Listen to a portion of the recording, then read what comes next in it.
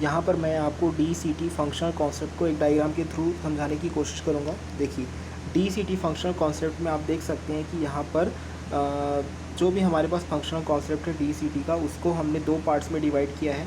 पहला जो पार्ट है वो है DCT फिक्स सिस्टम है, और दूसरा जो पार्ट है वो है DCT स्टैंडर्ड डोमेन। ठीक है, तो DCT फिक्स सिस्टम में कॉल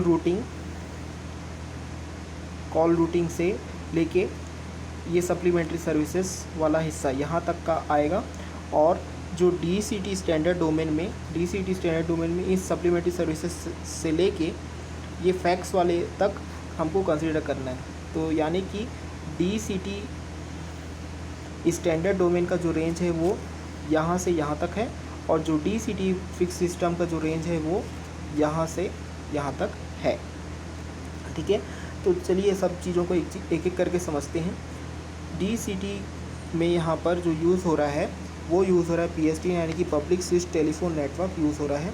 यह पब्लिक स्विच टेलीफोन नेटवर्क एक कंपोनेंट कॉल रूटिंग के साथ जुड़ा हुआ रहता है 2 वेज में, यानी कि कॉल रूटिंग से वो कॉल रिसीव भी करता है PSTN और कॉल इनिशिएट भी करता है। ठीक है, ये कॉल रूटिंग जो है एक और कंपोनेंट से जुड़ा हुआ होता है जिसे हमने शॉर्ट फॉर्म में लिखा हुआ है CC। ये होता है कॉर्डलेस कंट्रोलर।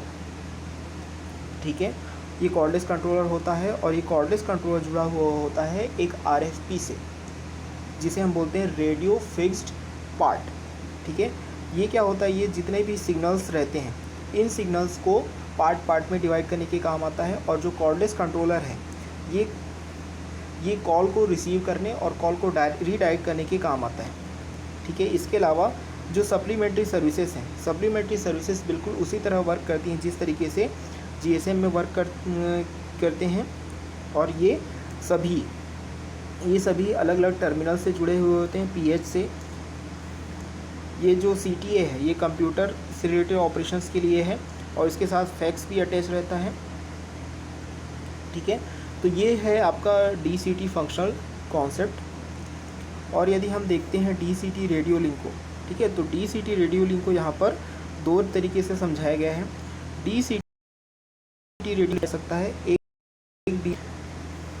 जिसमें बिट है, और इसमें जो टाइमिंग होती है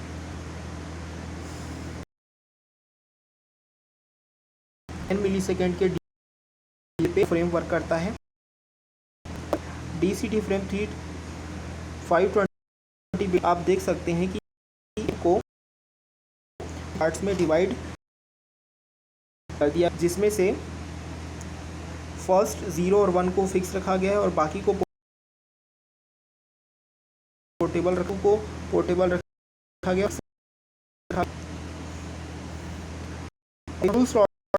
फुल स्लॉट में जो DCT रेडियो लिंक यूज होता है 480 बिट्स के लिए यूज होता है। तो यहाँ पर जो टाइमिंग है 417